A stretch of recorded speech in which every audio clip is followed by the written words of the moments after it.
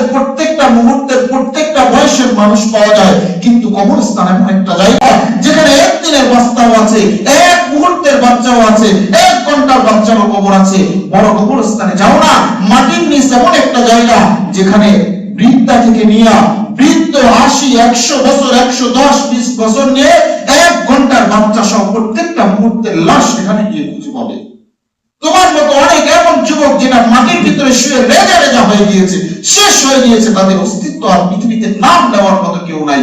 যারা ভাবতেছো আগামী রমজান পাবো, নিজের জীবনকে সাজাবো, কে কোথা থেকে এই গ্রামটি দিল, কোথা থেকে এই গ্রামটি পেলা বলো? একমাত্র শয়তান ছাড়া অন্য কেউ এই প্ররোচনা দেয় না। আরেকটু পর, আরেকটু পর, আরেকটু পর, এই প্ররোচনা দেয় কে? শয়তান। এই প্ররোচনা যার দিলেই আসবে, মনে করবেন এই নফস শয়তান তাকে ধোঁকা দিতে শুরু করছে। কোন শয়তান? নফস শয়তান তাকে ধোঁকা দিতে শুরু করছে। শয়তান তো বেঁধে রাখছে, কিন্তু ওই যে কারেন্ট গেলে ফ্যান কিছুক্ষণ ঘুরে না, কথা বলেন না কেন, ঘুরে নাকি? ওই যে সারা বছর আকাম কুকাম করছে না, ওই যে একটা ধাক্কা তো নফসে এখনো আছে, আছে না? ওই জোরে এখনো অনেকে গুনাহ করে, ওই জোরেই অনেকে গুনাহ করে। যত জোরে যেটা ঘুরে ওইটা স্পিড থামাতে সময় তত বেশি লাগে, সময় লাগে। যার গুনাহ যত বেশি হয় রমজানের বাহিরে, শয়তান বাধার পরেও তার ওই গুনাহ ছাড়তে তত সময় লাগে, ছাড়তে ছাড়তে আবার রমজান এসে। আবার অন্যদিকে দেখবেন ব্লেডও যদি পাতলা, ব্লেডও যদি ম্যাগনেটের সাথে কিছু সময় থাকে, তার ভিতরে ম্যাগনেটিক একটা ভাব এসে যায়, আসে যায় না? তো শয়তানের সাথে তার দিল আর কাজ মিলতে মিলতে এমন হয়, শয়তান তার কাছ থেকে সরলেও শয়তানের কিছু স্বভাব তার ভিতরে রয়ে যায়। এই জন্যই এই রমজান মাসেও শয়তানি করে।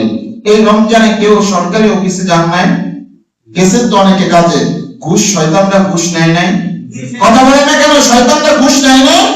রমজানে কি ঘুষ বাণিজ্য হয় না? তেল নিয়ে বাংলাদেশের সিন্ডিকেট হইতেছে না এখন, কারণ রমজান মাসে হইতেছে না, কথা বলেন না কেন? তাহলে শয়তানরা বাইরে রাখছে, তো এগুলো কোথা থেকে আসছে? অনেকের প্রশ্ন আসে না?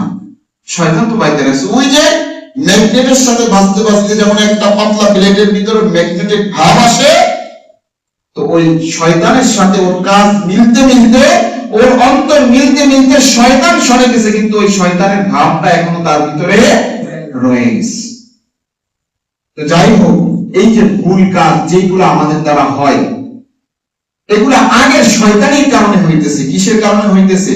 এই জন্য শয়তান যুবকদেরকে খালি বলে আরেকটু পরে, আরেকটু পরে, আরেকটু পরে, আরেকটু পরে।